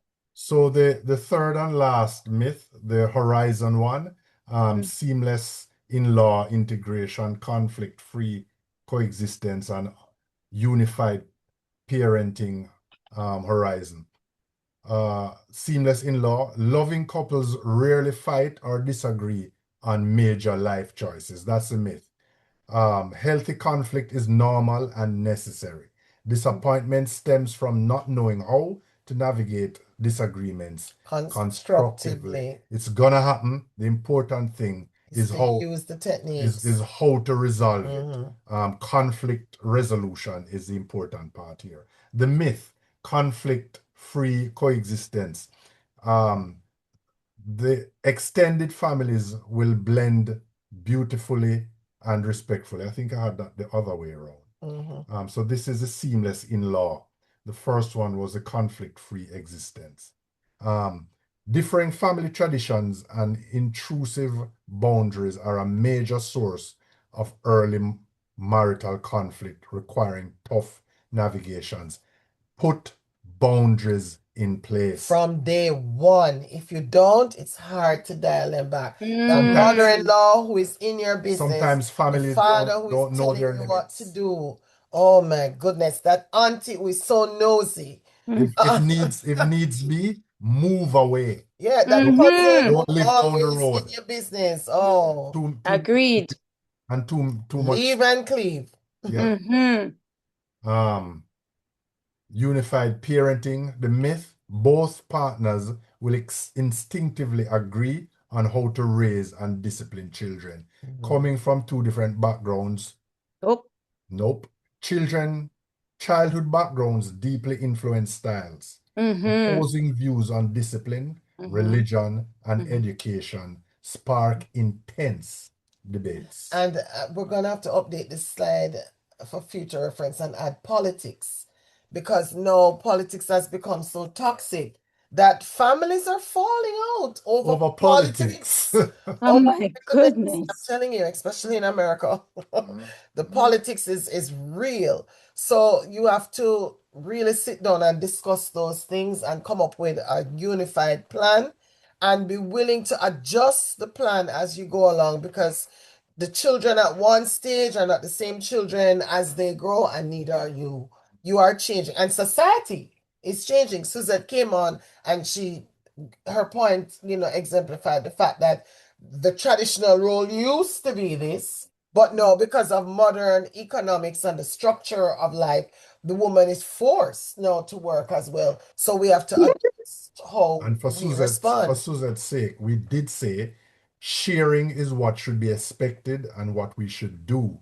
But a total reversing is not what we suggest. No, it's not Because practical. because of how we naturally fall into roles as men and women.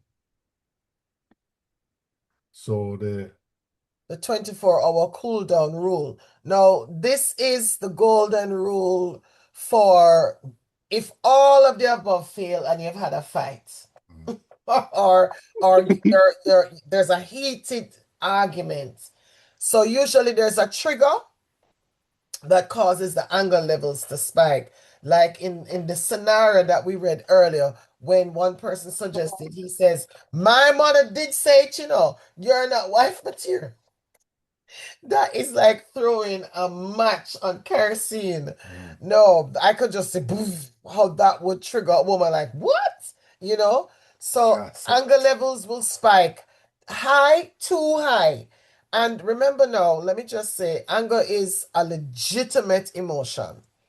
It's the Mm-hmm. only emotion God has given us that Mm-hmm. will trigger when something is wrong. It's what regulates injustice in our emotions. So Mm-hmm. once we realize something is wrong, anger pushes back and go, hold a minute, that's not right.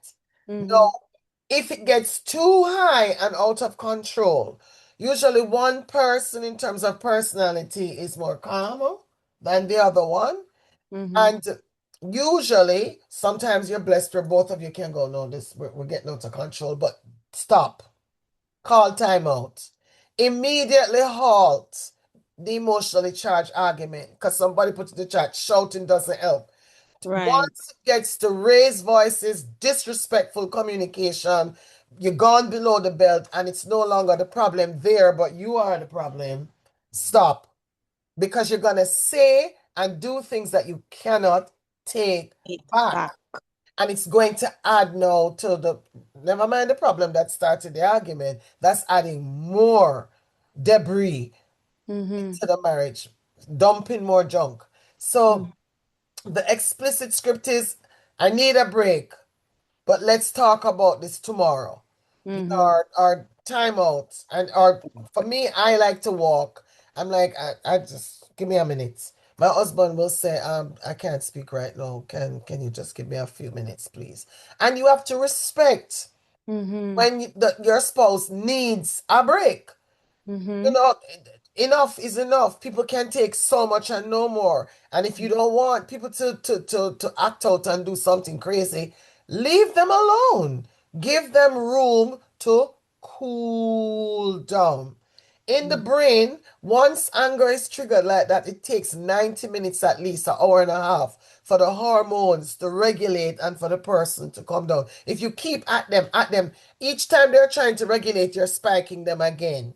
You're going to put them into an emotional overload, and that's when violence happens because people are now out of hormonal balance. So the 24-hour window is what we prescribe, and it's based on the biblical rule that says, do not let the sun go down on your wrath. You should not let 24 hours pass that you don't revisit the topic to prevent the issue from being swept under the rug. But at least both of you have had a clear 24-hour window to think about it. Yeah? Settle your minds. Allow the Holy Spirit to tell you, Angela, you were wrong. Oh, I felt so right. I mean, when I was arguing, I actually felt right, but no, I'm actually wrong. okay, home are the same. Oh, geez, I really felt strongly about that point, but Holy Spirit is convicting me that actually I need to adjust my attitude or whatever. So that gives you time to check in with God. Run to God. You know, I always say, we have the same dad. So if he does something wrong, I go and tell him, Father, on him, and vice versa. So that gives you time to check in with God in that 24-hour and set a time when you're going to meet and pick up back the issue. Don't just leave it open-ended, or else it will be another point of resentment where the wife is like, I brought it up and we never, 5 years passed, we still never deal with it. And it's there simmering. So deal with the issue. And just an addendum for parenting. Discuss parenting and discipline plans before having children. Be willing to readjust, seek mature mentors and resources. There's so many resources out there. Learning is lifelong. And finally, from disillusionment to design, a successful marriage isn't discovered, it is actively built. By replacing hidden myths with clear communication, structured systems, and lifelong learning, you transition from idealized expectations to a resilient, joyful partnership. The transition from effortless magic to intentional work is not the end of the romance. It is the foundation of Reality. And the beginning of a really fun relationship where you are learning together, making adjustments together, and working on your relationship. You know, it's not so hard when you're in it together and both of you are committed to learning as you go. Tamika is asking, can there ever really be 50-50? Well, We are didn't. you checking? Who's checking? Are we gonna get out our pens and our Let's get the rulers now? ruler. I mean, we just have to work. We just have to work to be reasonable. Yes, just be reasonable. It might never be 50-50, but who is complaining? If I have to do a little bit more, And I'm able to. and I'm Why able not? to, I'm not even noticing. It's when it's really become abusive Yes. and Too much. too much Unacceptable. and not thankful from the other person or not appreciated, Appreciated. then it becomes a burden. But if I'm Right. a little bit more, I wouldn't even notice. So we're not gonna take out a ruler here and start Yeah. to measure. It's just do what's reasonable and needed when you're able to. That should be your rule. You know, because remember, you're honoring God. You do everything as unto the Lord. Tanya, Amen. So, I mean, that's so important. And these questions come about because we have really strayed away from the plan of God. And that's why these complications exist. And now I'm really happy for the things that you guys have brought, to the forefront tonight. I have learned a lot and will definitely rewatch watch the recording so that I can get some more nuggets because there are some things that you discussed here that I have really taken to heart and I think is so important for marriages today but for our Caribbean community as well. We're not just Caribbean here, but I believe that a lot of the things that we practice as Caribbean people need to be revisited in this present day, right? Because some things that were passed down to us were not very healthy, right? And then for them to still be the expectations now is just, it just presents real big problems in marriages nowadays. And so I really appreciate you, Uncle Homer and Mommy Angela. thank You you. know I love you.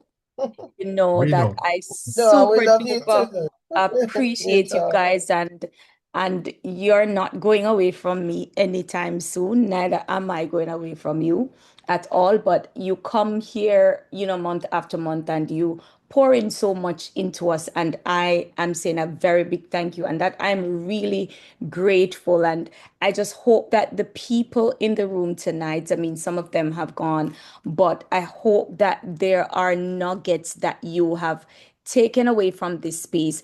And next month, just gather, get your husband, get your wife, bring them into the room so we can have really healthy discussions that brings forth solutions, right? To that, we're leaving this space with solutions, not just to listen, but implementing the thing, noting the problems or the issues, the challenges that you're having in your marriage currently, and the nuggets that you gain from this space, going to implement it. But I mean, it's a lot easier if both husband and wife are here together.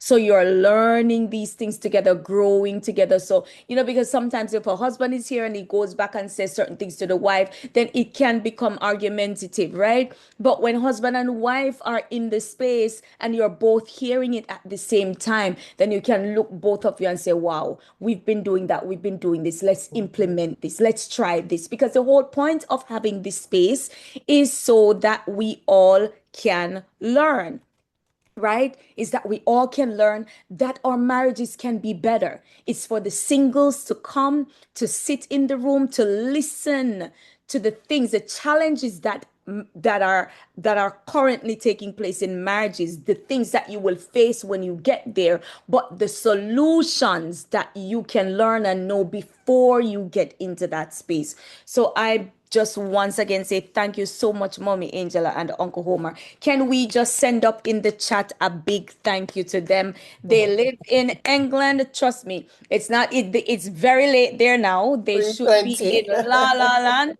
3:20. So it's a big sacrifice for them, right? To come here. So I say, God bless you. I thank you so much. I know that someone is leaving this place having learned something. And when you come here, it takes the load off, it takes the pressure off. Come on.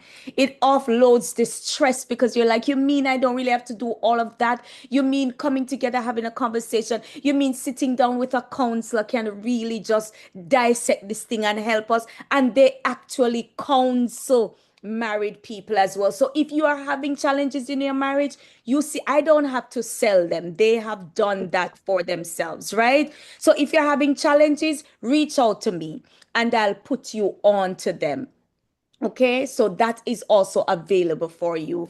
And Um, Tanya, speaking of availability, we just discussed between us that if people want tonight's presentation, mhm. the slides, we'll send it to you so that people can have it. Okay. Because the greatest contentment for us is that people are uptaking and they're equipped and they Yeah. have what they need, Yes.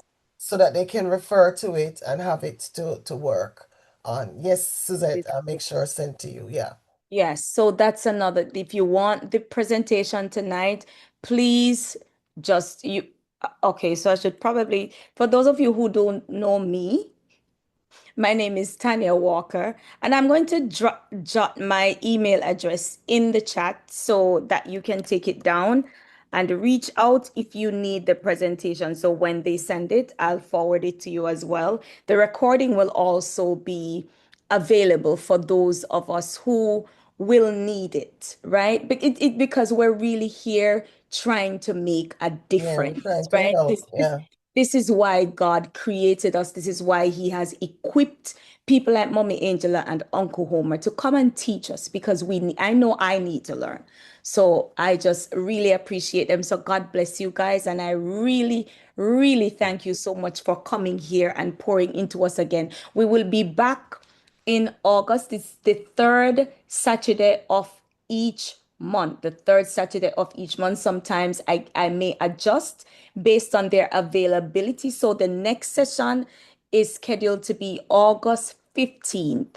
August 15th is our next session. The flyer will go out. I don't know who sent it to you. If you're here, you've seen the flyer, you've seen somebody share the link with you. Next month, share it with somebody else Bring a friend into the room who you know needs to hear this, right? It's not about the numbers in the room, but it's about helping the people who need help, right? So we're about helping the people who need help. And most of us, I know that I have people who are in marriages who are struggling and they need to be in the room. So I share with them. So you know people who are struggling in their marriage, please share the link with them like next month so we can come and have a productive time and we can save our marriages. Come on. And don't Let's forget the not, singles. They yeah, need to and the learn singles, to yeah, be come on in. prepared.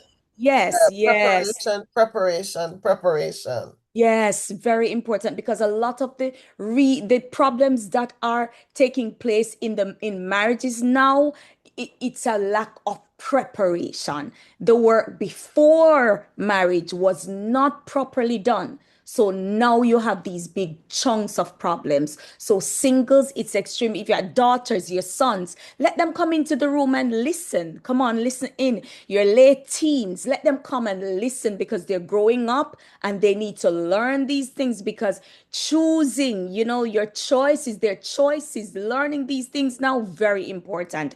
Things that they need to know to make good choices for themselves. So God bless you, Mommy Angela and Uncle Homer. What you can do, Sharni, is to just jot down my email address, which I put in the chat, walktanya@gmail.com. You reach out to me personally, and then I'll send it over to you. Walktanya@gmail.com. I put it in the chat, jot it down, and send me an email, and then I'll get the presentation to you. So Good. God bless you Is that guys. And Thomas? we're going to be hopping out of here, but we're going to pray.